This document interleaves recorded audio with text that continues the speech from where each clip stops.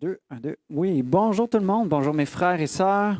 Bonjour aux habitués, à nos invités, à ceux qui sont en vacances, qui nous visitent.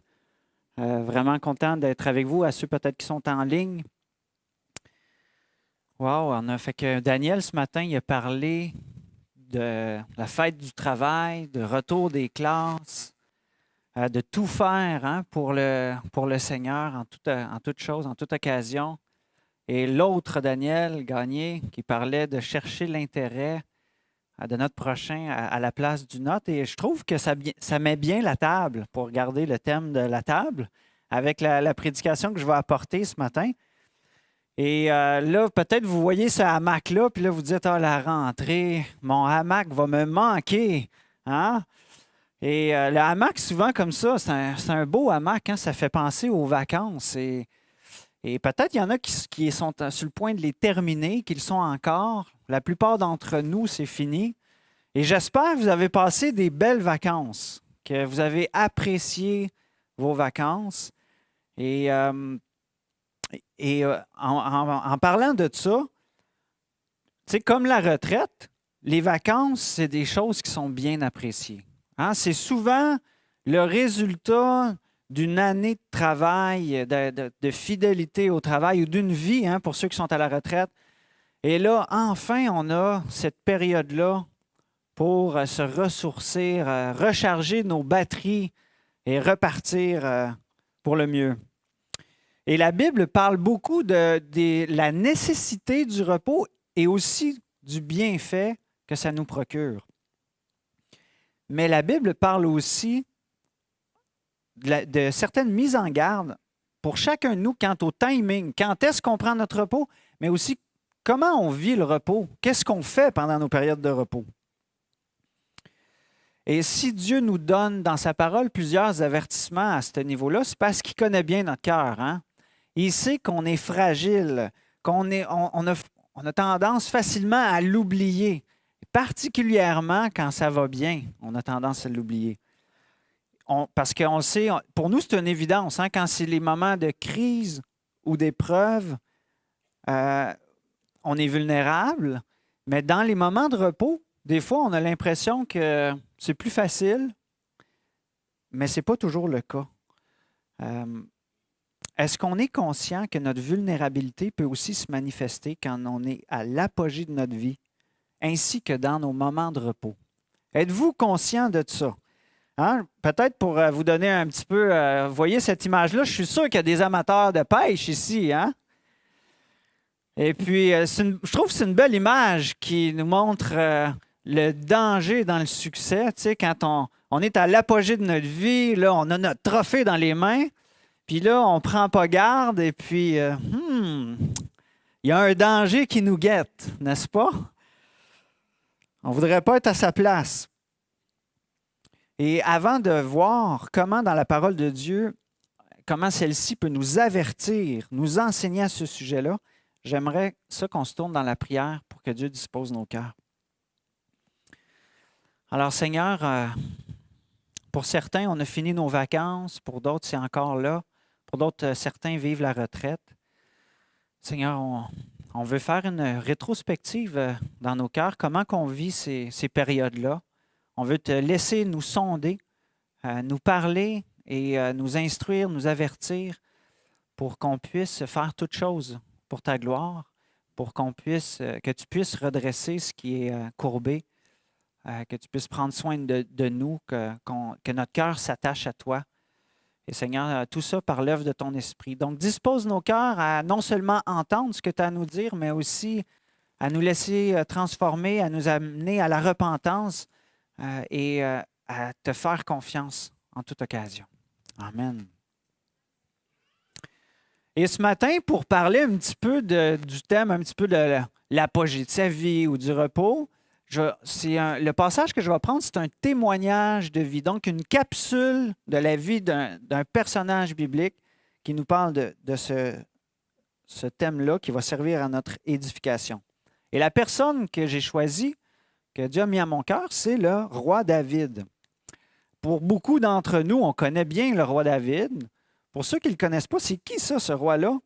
Eh bien, premièrement, David, quand on commence à le découvrir, on voit qu'il y a un amour passionné pour Dieu et un cœur intègre. Tellement que même quand le prophète Samuel le choisit, hein, il dit que que l'homme a tendance à regarder à l'apparence quand il choisit un roi, un homme pour être un leader, mais que Dieu, lui, il regarde au cœur. Et en regardant au cœur, il a choisi David. Il n'a pas choisi ses grands frères, peut-être qui étaient un peu plus grands que lui, plus costauds. Il a choisi le petit David, qui était berger. Et on voit aussi que David, c'est un jeune homme de foi et de courage. Et l'histoire de son combat contre le roi, contre Goliath, en est une belle image. Hein?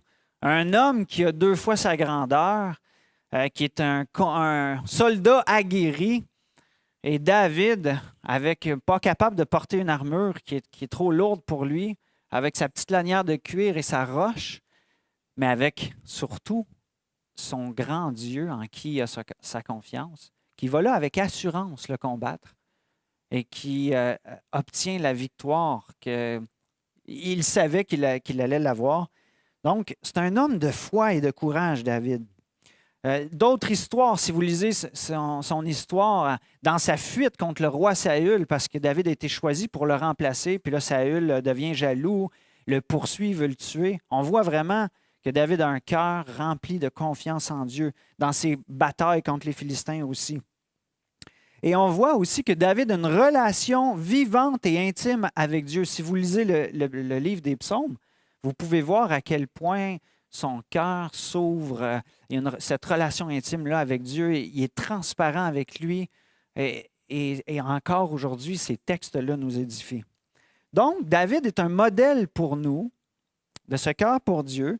Et dans la capsule de vie qu'on va lire, ça fait à peu près 10 ans que l'Éternel l'a établi comme roi. Et puis, là, il l'accompagne, l'Éternel, dans toutes ses conquêtes militaires. Et presque tous ses ennemis ont été vaincus.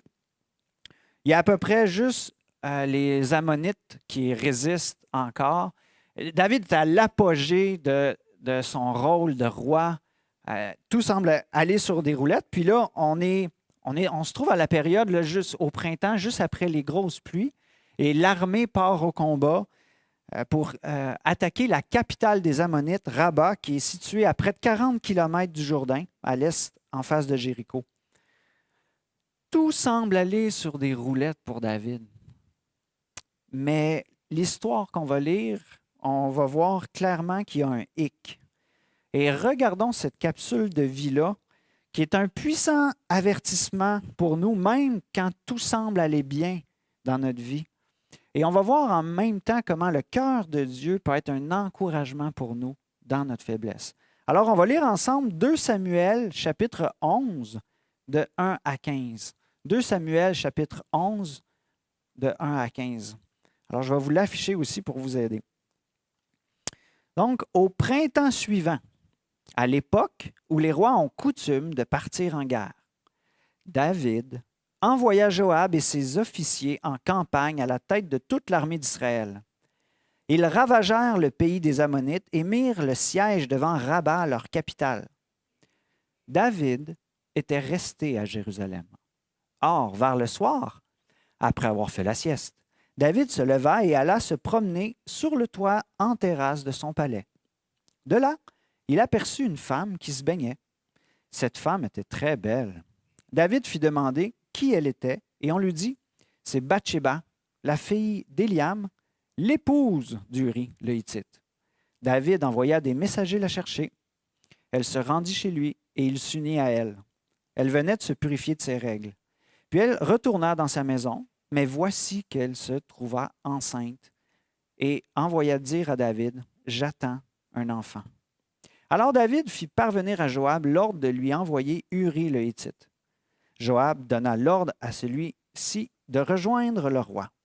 Uri se présenta à David, qui lui demanda des nouvelles de Joab, de l'armée et du déroulement des opérations. Puis David lui dit, « Maintenant, rentre donc chez toi et repose-toi.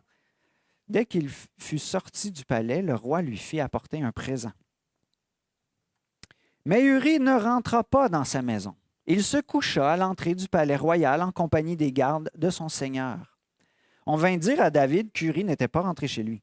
Le roi le fit appeler et lui demanda, « Ben voyons, tu reviens après une longue absence. Pourquoi n'es-tu pas rentré chez toi? » Uri lui répondit, « Le coffre sacré, Israël et Juda logent sous des tentes. Mon général Joab et ses officiers couchent en rase campagne. Et moi, j'irai dans ma maison pour manger, pour boire et pour coucher avec ma femme. Aussi vrai que tu es vivant, je te jure que je ne ferai jamais pareille chose. » David lui dit, « Reste encore ici aujourd'hui.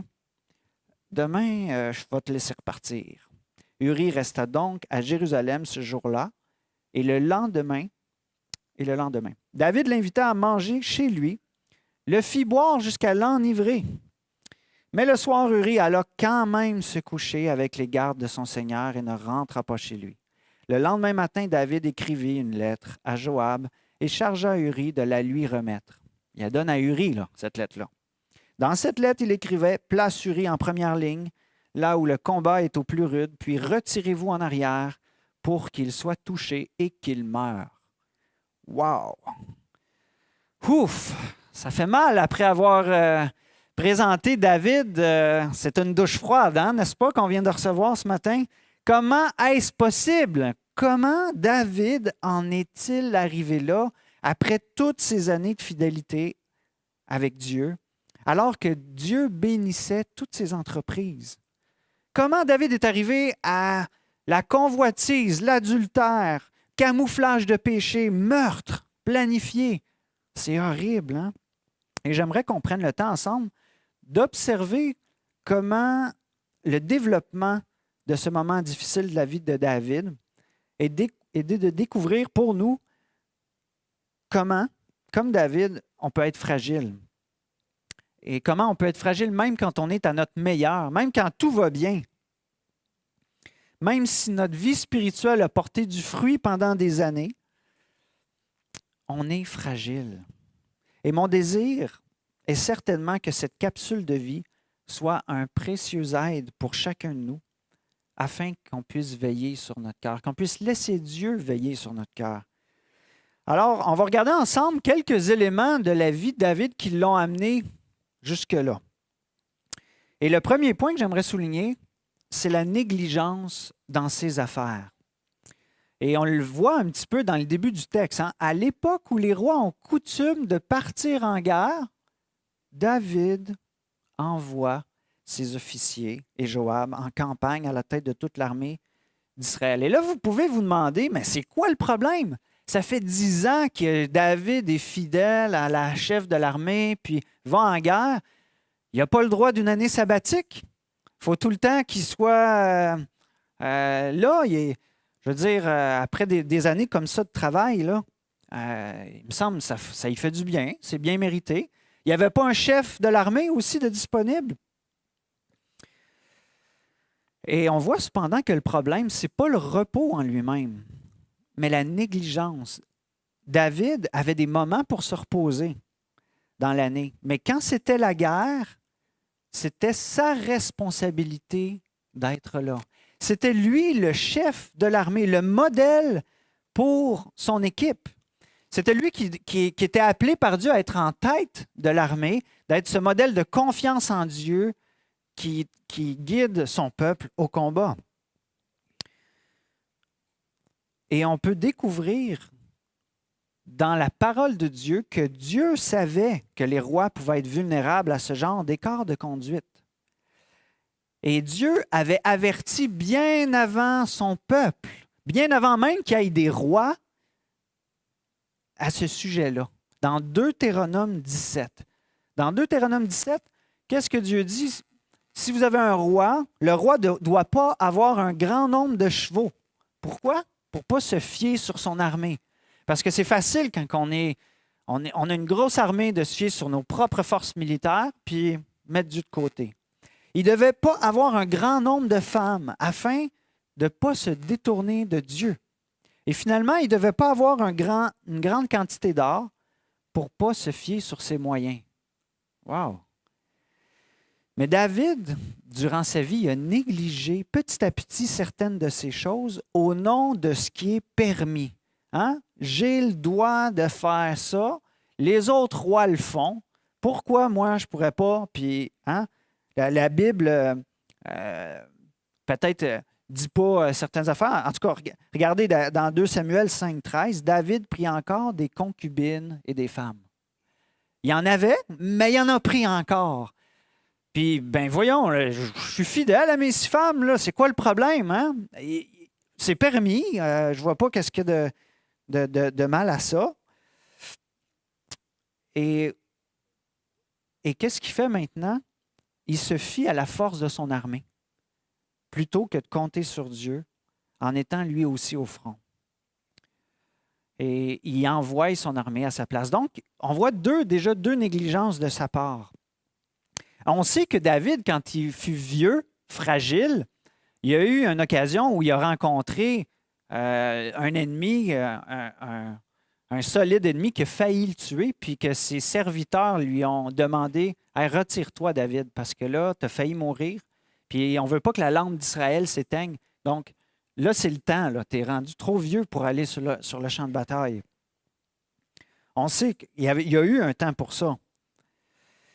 Mais là, en ce moment, pour lui, pour David, c'était le temps d'être au front, d'être avec son armée pour accomplir l'œuvre de Dieu.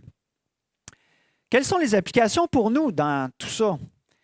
Eh bien, en fait, bien des choses, n'est-ce pas, sont permises aujourd'hui. Et bien des choses nous permettent de négliger nos responsabilités. Par exemple, hein, on permet certaines affaires. La loi, maintenant, nous permet de fumer de la marijuana. C'est permis, c'est légal, c'est correct. Tu ne te feras pas arrêter, tu peux le faire.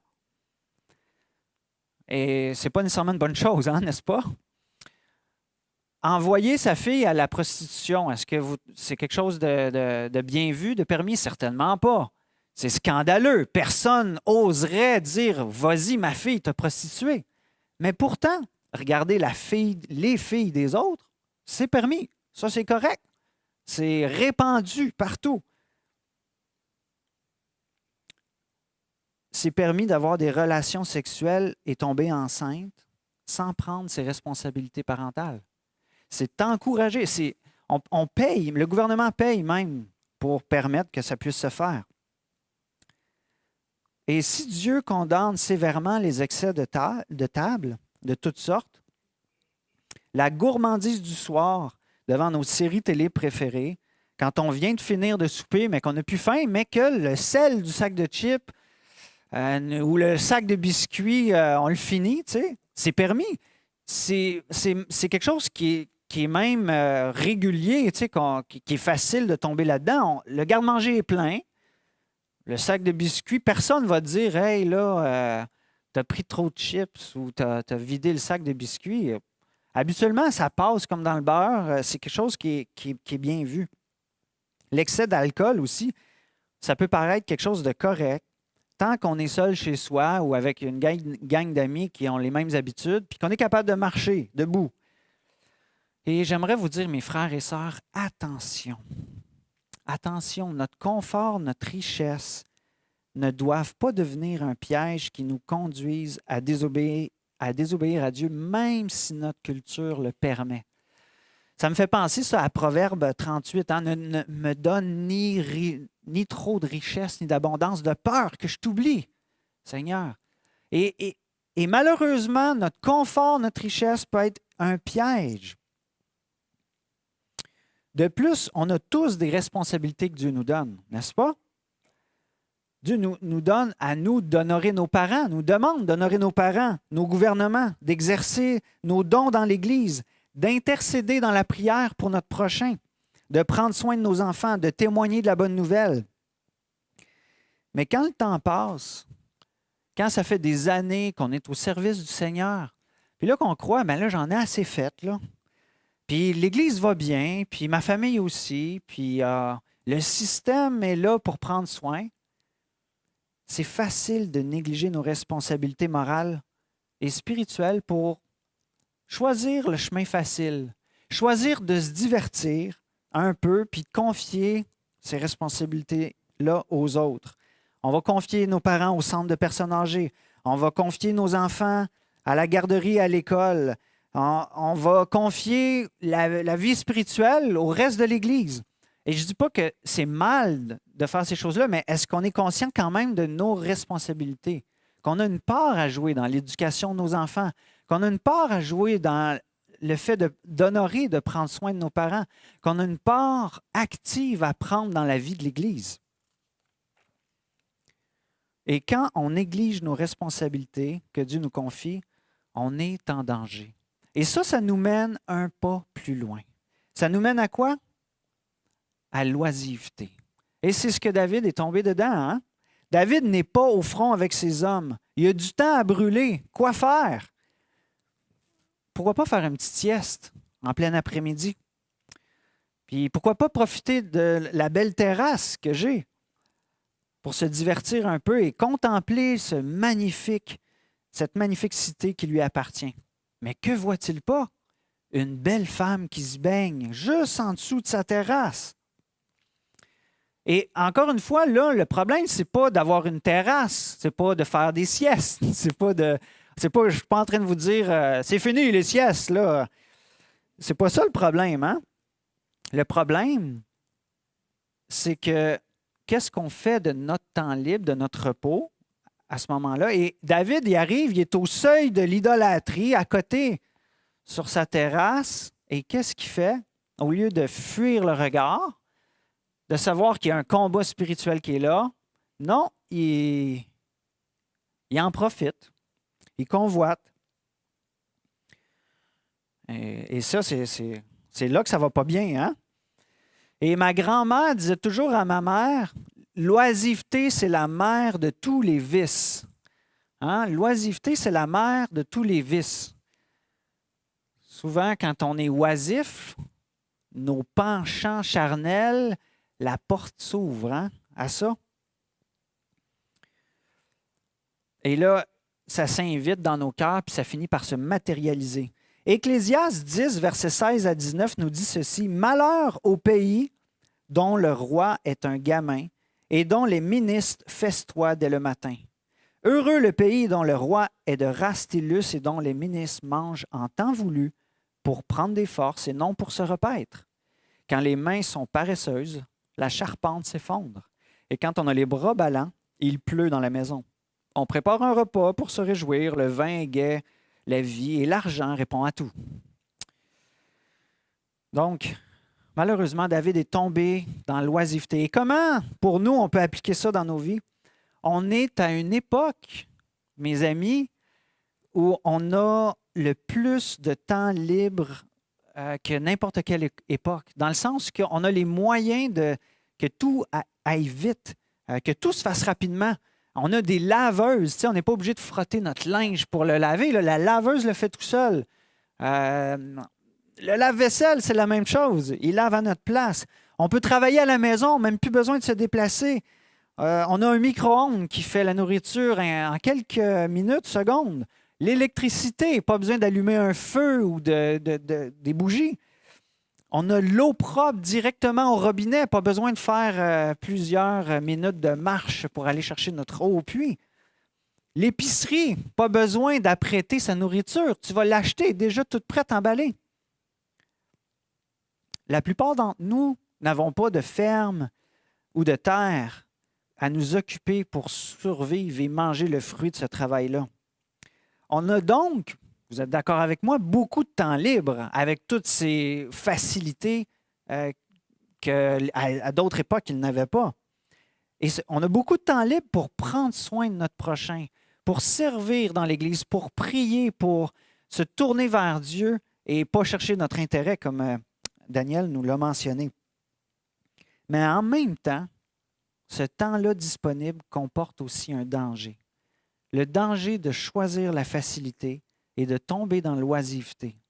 Et quand tout fonctionne bien, l'oisiveté nous invite à penser premièrement à nous-mêmes, à se payer un peu de bon temps, puis dire, ben là j'ai travaillé fort, je mérite bien d'un petit peu me concentrer sur moi-même. Mais la vie chrétienne et l'histoire de David nous rappellent qu'on est encore au combat, qu'on n'a pas encore lutté jusqu'au sang, qu'on ne peut pas vivre la vie chrétienne en gougoune puis en serviette de plage. Hein? C'est ceux qui ont suivi Vie renouvelée s'en rappellent peut-être, là, il y avait cette image-là. La vie chrétienne, il faut être alerte. Hein? On peut profiter des choses que Dieu nous donne, mais comme un chevreuil qui broute et qui profite de la verdure, il y a tout le temps un petit peu les petites oreilles là, qui... Oups, y a-t-il un danger? Est-ce qu'il y a quelque chose qui est en arrière que je ne vois pas? Il faut être aux aguets. Il faut veiller. Et la bonne nouvelle nous rappelle aussi que le don de la vie de Jésus pour le monde, il a donné sa vie pour le monde. Il a donné sa vie pour nous sauver. Il s'est sacrifié. Elle nous avertit, la bonne nouvelle, que même si on est debout, on doit prendre garde de ne pas tomber. Dans 1 Corinthiens 10, 12. Et frères et sœurs, on n'en sera jamais en vacances spirituelles, même quand on est en vacances ou à la retraite. 2 Pierre 1, versets 5 à 10, nous dit ceci. « Faites tous vos efforts afin d'ajouter à votre foi la qualité morale, à la qualité morale la connaissance, à la connaissance la maîtrise de soi, à la maîtrise de soi la persévérance, à la persévérance la piété, à la piété l'amitié fraternelle, à l'amitié fraternelle l'amour. » Ah, il y en a hein, des étapes. En effet, si ces qualités sont en vous et se développent, elles ne vous laisseront pas inactifs ni stériles pour la connaissance de notre Seigneur Jésus-Christ. Donc, le don qu'on a reçu, le don de la foi, c'est la motivation qui nous pousse dans ces vertus-là, à ressembler à Christ et à ne pas rester stérile. Elle nous amène plus loin. Et ce matin, je ne suis pas en train de vouloir faire de vous des bourreaux de travail qui ne prennent jamais de vacances, mais plutôt, je veux faire appel à votre responsabilité morale, à être alerte spirituellement, même quand tout va bien, quand vous êtes à votre meilleur. Malheureusement, combien de personnes on connaît, des modèles de foi, peut-être des fois mondiaux, comment on connaît de modèles qui tombent finalement dans un scandale, finissent par abandonner la foi et suivre les penchants de leur cœur. Je suis sûr que vous en connaissez tous. Et où cela a conduit David? Hein? La négligence, l'oisiveté, ça l'a conduit à la corruption. La convoitise l'a mené à l'adultère. David couche avec la femme de son soldat qui est en guerre pour lui. L'adultère le conduit au meurtre. Apprenant que Bathsheba est enceinte, David tente par son pouvoir de camoufler sa faute. Il est roi. Il a tous les moyens pour lui pour faire ce qu'il veut, hein, finalement. Fait qu'il décide de camoufler. Il essaye d'enivrer le mari de Bathsheba pour qu'il couche avec elle. Ça ne marche pas. Il finit par considérer qu'il reste juste un moyen. Qu'est-ce que je pourrais donc faire? Je le sais. Un accident de travail. Ben oui. Hein? Son soldat, je ne l'ai pas tué, il est mort au travail. De manière naturelle. Quel mauvais témoignage. Hein? Quel aveuglement de croire que Dieu n'allait pas voir qu'est-ce qu'il est en train de faire. Et on trouve cette histoire-là bien triste, bien choquante. Mais vous savez quoi? Cependant, à un endroit ou à un autre, on peut s'identifier à David. Qu'on ait commis l'adultère, qu'on ait commis le meurtre ou qu'on ne l'ait pas fait, on a tôt ou tard convoité quelque chose ou quelqu'un dans notre cœur. On a tôt ou tard haï quelqu'un dans notre cœur. Et Jésus déclare que la convoitise et la haine sont aussi coupables que l'adultère et le meurtre. Il nous arrive aussi de tenter de camoufler nos péchés. Hein? On minimise. Ah, c'est pas si grave. Tu n'as pas vu lui, ce qu'il a fait. On se compare. On se justifie. Ouais, mais si tu savais qu'est-ce qu'il m'a fait, c'est rien qu'est-ce que j'ai fait.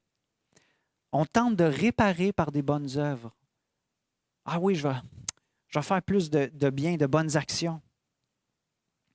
Et on sait au fond de nous que tout ça, toutes ces tentatives-là pour nous, de camouflage, de minimisage, de comparaisonnage, ça ne marche pas. La culpabilité, elle reste là. Hein? Il y a un sentiment qui est là. Et puis là, comment s'en sortir?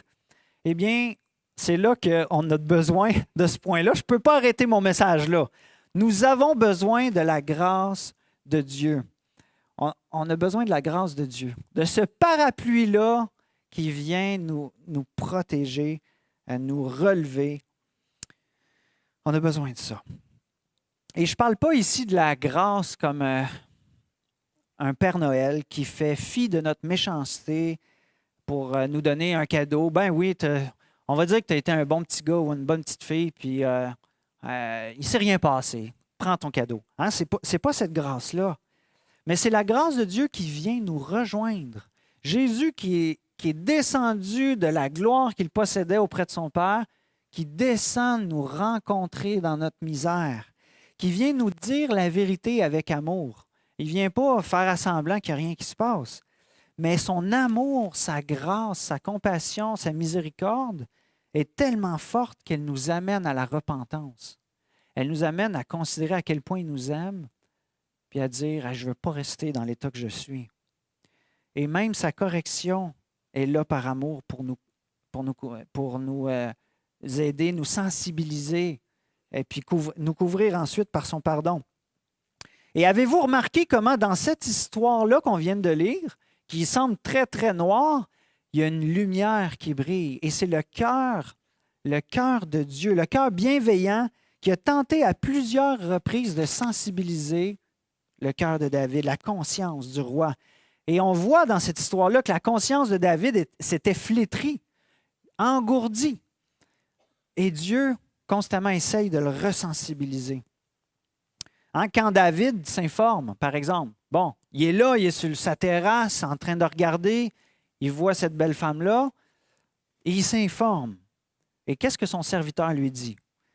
Bathsheba, c'est la femme d'Uri. Tu sais, dans la description, elle est la femme d'Uri. Elle n'est pas disponible, là, David. Tu sais. Tu ne commettras pas d'adultère, le commandement. Mais la conscience de David a les oreilles bien bouchées. Hein? C'est ça qu'on voit. Quand David tente de manipuler Uri par l'alcool pour qu'il couche avec sa femme, pour camoufler le fait qu'elle a un bébé en gestation de lui, puis peut-être que si tu couches avec, ça va passer comme si c'était le tien. Là. Ça se peut qu'elle ait les cheveux blonds, mais ça arrive. Là. Avez-vous remarqué comment Dieu utilise Uri pour ressensibiliser la conscience de David? Uri lui répond, « Hey, ça c'est tellement beau. Comment pourrais-je boire, festoyer et coucher avec ma femme alors que Dieu et l'armée sont au combat? » Paf! C'est exactement ce que David avait besoin d'entendre. C'est exactement l'endroit où lui-même devait être. Mais la conscience souillée de David n'était pas disposée à entendre ça. Quelqu'un d'autre devait mourir, pas lui. Parce que s'il avouait, hey, je le sais, puis excuse-moi, j'ai couché avec ta femme, hey, qu'est-ce qui va se passer? Il va peut-être le tuer de là. Il va peut-être être obligé de subir la loi juive qui condamnait à mort ces choses-là. Quelqu'un d'autre devait mourir. Uri, c'est le bon gars. C'était mon bouc émissaire. Et c'est pas drôle, hein? C'est pas drôle. Mais Dieu est tellement persévérant avec David. Dieu a tellement un cœur gracieux. Il persévère et il envoie plus tard un prophète nommé Nathan pour lui raconter une histoire qui ne semble même pas le concerner à première vue. Pourquoi Dieu fait ça? Parce il persévère, il veut toucher son cœur endurci. Son cœur qui a négligé, qui était dans la négligence, dans l'oisiveté, dans la convoitise, dans toutes sortes de corruptions. Puis Dieu, je t'aime tellement, je veux toucher ton cœur. Et qu'est-ce qu'il fait? Il lui raconte une histoire. Et je vous invite, si vous, à la maison, lisez 2 Samuel chapitre 12, mais en résumé, cette histoire-là, c'est l'homme riche qui a un grand troupeau, il y a des brebis, des moutons, des bœufs à profusion. Et tu as à côté l'homme pauvre qui a une seule brebis. Il est tellement pauvre, cette brebis-là est tellement précieuse pour lui que c'est comme sa fille. Il dort avec elle, il mange avec elle, il aime son mouton. Et un jour, l'homme riche invite quelqu'un à la maison. Puis il se dit, « Ouais, ça ne me tente pas aujourd'hui de tuer une de mes brebis ou de mes moutons. » Puis le pauvre, lui, il a Ah, j'ai les moyens d'aller le faire tuer. On va prendre la brebis du pauvre. De toute façon, il est pauvre, ça ne changera rien. Il va peut-être mourir dans pas long. Et là, il raconte cette histoire-là. Puis David, qui n'a pas conscience de ce qui se passe, il dit, il rentre dans une violente colère. Cet homme-là, il devrait mourir. Puis s'il ne meurt pas, la loi exige qu'il rembourse 4 fois le mouton qu'il a tué. C'est inconcevable ce qu'ils viennent de faire. Et j'imagine Nathan, yes, yes, enfin. Là, Dieu vient de toucher ton cœur. Cet homme-là, c'est toi, David. Et que comme ça a dû le frapper, hein, j'imagine, en plein visage, cet homme-là, c'est toi. Dieu t'a béni d'une manière abondante. Il t'a donné le royaume d'Israël, la royauté sur son peuple. Il t'a donné des femmes, la richesse. Il aurait pu t'en donner encore plus. Et qu'est-ce que tu as fait? Qu'est-ce que tu as fait? Maintenant, c'est l'heure d'être corrigé par Dieu, qui est juste et aimant. C'est l'heure d'être corrigé pour le mal que tu as fait et que tu as fait à Uri. Et ça va t'arriver à toi. Et c'est un petit peu l'effet papillon qui se produit pour David. David a négligé certaines choses, particulièrement au niveau de la sexualité. Et là, peut-être que vous dites, hey, les hommes, c'est des écœurants. Mais ça arrive aussi aux femmes. Hein? Ce message-là est aussi pour les femmes. On est tous vulnérables à ces penchants-là. Et à cause qu'il a fait des négligences au niveau de la sexualité, du nombre de femmes et tout ça, le manque de maîtrise, eh bien, ça l'a influencé ses propres fils. Et ce qu'il a fait à Uri allait lui arriver à lui par ses propres fils. Et on peut voir plusieurs exemples. Amnon, qui a violé sa sœur. On a Absalom qui a couché avec toutes les concubines de David en plein jour, quand il a voulu prendre la royauté à sa place. C'est horrible, là, tes propres enfants qui font ça. Et de plus, la guerre allait être présente continuellement dans la vie de David. Et l'enfant qui est en gestation dans le ventre de Bathsheba allait mourir. Et maintenant, le cœur de David, l'Esprit de Dieu a réussi à toucher le cœur, à toucher sa conscience qui était flétrie et souillée. Et son cœur contrit à David reconnaît sa faute devant Dieu. Il demande pardon. Il demande pardon et il sait qu'il ne le mérite pas. Et Dieu, savez-vous quoi? Le pardonne. Il ne le condamne pas à mort. Il méritait la mort, David. Il a dit, OK, c'est correct. Je passe par-dessus. Je couvre de mon pardon. Et David accepte les conséquences. Il aurait pu être écrasé à mort par ces conséquences-là. Ah, si c'est ça, ça ne vaut plus la peine de vivre. Mais non, il est conscient de sa faute devant Dieu et il accepte les conséquences que Dieu lui donne. Et je vous encourage à lire le psaume 51, qui est une réponse de David à cette bonté, cette grâce, ce cœur de Dieu qui prend soin de lui, même à travers cette sévère correction qu'il reçoit. En conclusion, on peut inviter peut-être les musiciens à s'avancer. Nous aussi, nous sommes chaque jour confrontés aux conséquences du péché dans nos propres vies, à cause de nos propres fautes. Mais Dieu est miséricordieux.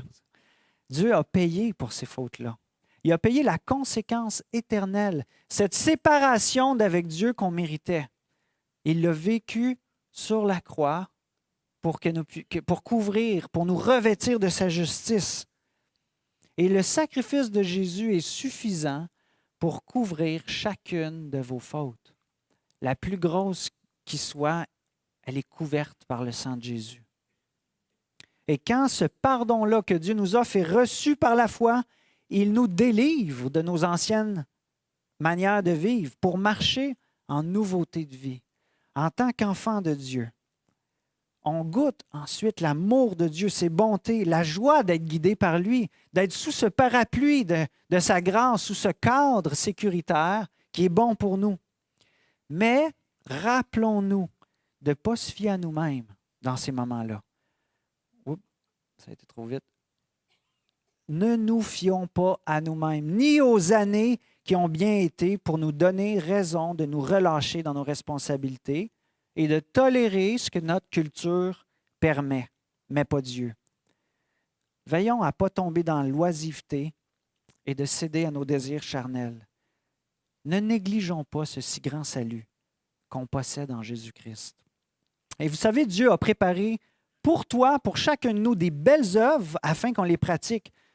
Et la parole de Dieu nous dit, marche selon l'Esprit et tu n'accompliras pas les désirs de la chair.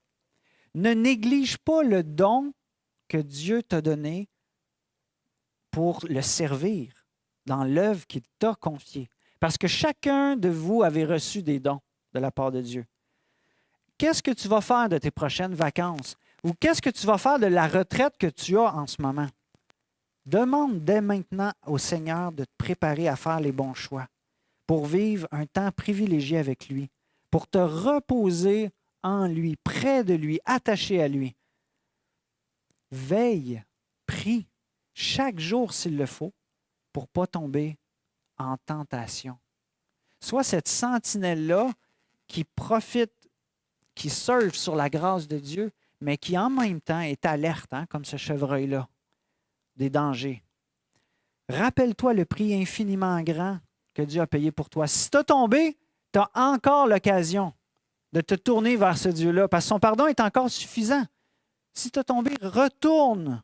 Rappelle-toi du prix que Dieu a payé pour toi. Cours avec le péché. Garde ta conscience éveillée.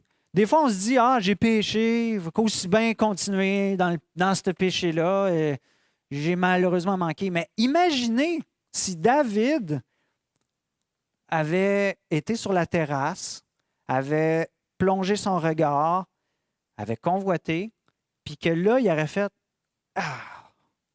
Seigneur, qu'est-ce que je suis en train de faire là? Pardon. Y aurait-tu goûté au pardon de Dieu? Certainement. Est-ce qu'il aurait évité tout le reste des conséquences? Imaginez. On a cette occasion-là, nous aussi, quand on tombe, d'apprendre à sensibiliser notre confiance en confessant dès maintenant, dès qu'on va. Puis plus on va le faire, plus notre réflexe va se développer, puis on va apprendre à pas du tout tomber dans la convoitise.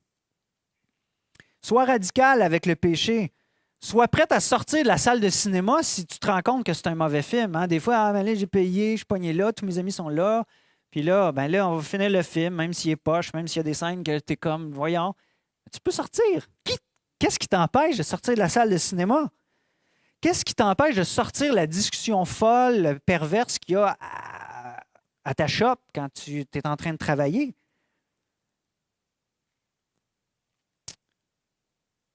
Qu'est-ce qui t'empêche de détourner ton regard qui traîne, de ne pas rire à des blagues déplacées, à la médisance?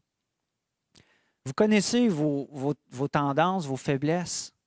Apprenez à développer ce réflexe-là, de vous tourner vers Christ. 1 Jean 1,9 nous dit « Si nous confessons nos péchés, il est fidèle et juste pour nous pardonner et nous purifier de toute iniquité. » Dieu ne dit pas « C'est pas grave, t'en fais pas. » Non, le péché, c'est très grave. Ça l'a coûté la vie du Fils unique de Dieu qui a versé son sang. Mais sa miséricorde est grande. Elle est là disponible. Il pardonne et il délivre réellement. Je termine avec cette question-là. Voulez-vous vous entraîner à être des sentinelles qui veillent? Des sentinelles qui veillent même dans les vacances, qui ne se relâchent pas, qui ne s'appuient pas sur le succès des vacances ou de la retraite ou d'une vie spirituelle qui a bien été, mais qui dépendent, qui continuent de dépendre de Dieu. Voulez-vous ça? J'espère, je vous le souhaite. Prions. Seigneur, merci de nous parler aujourd'hui, de nous donner ce puissant avertissement de veiller, de ne pas se relâcher, de rester près de toi. Et Seigneur, tu sais si dans nos vies, il y a des négligences qui se sont produites au fil des ans, si on s'est relâché dans certaines choses qu'on permet, si on s'est adapté à notre culture qui ne te suit pas, qui fait des choses, Seigneur, qui te déplaisent. Seigneur, nous voulons, dans l'humilité, que tu ressaisisses notre confiance, que tu la mettes en éveil et que tu nous amènes à la repentance, à développer des réflexes de foi, de sainteté pour progresser. Et merci Seigneur pour ton pardon qui nous couvre de toutes nos fautes et qui est ce puissant motivateur à faire tous nos efforts ensuite pour progresser dans toutes ces vertus que tu possèdes et que tu nous offres. Seigneur, je te prie pour chacun de mes frères et sœurs qui peut faire cette rétrospective de ses vacances ou qui peut-être peut aujourd'hui même changer certaines choses. Viens, parle par ton esprit, convainc et manifeste ta grâce et ta puissance. Amen.